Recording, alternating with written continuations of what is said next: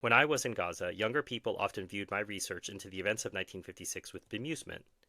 What good would tending to history do them when they were under attack and their homes were being demolished now?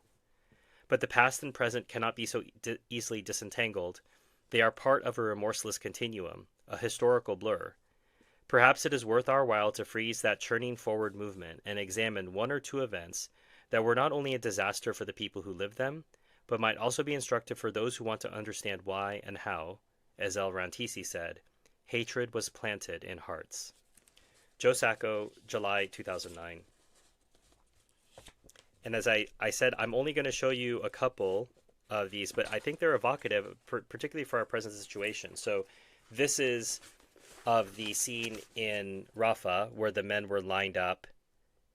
Not lined up. They were put into a schoolyard and had to sit with their heads down for most of the day, had to urinate on themselves. And at some point, they make an announcement.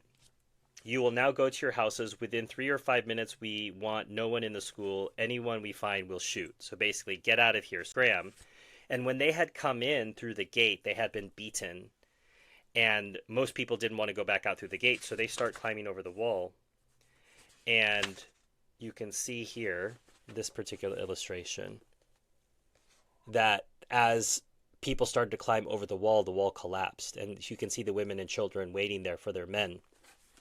And I'm thinking of the scenes for the so-called Gaza Aid Initiative, which is, U.S. military contractors working for Israel to dispense aid. And the scenes that we've seen there are absolutely horrific, but they look like this, where people are being crowded in and forced into situations where they are injured or hurt.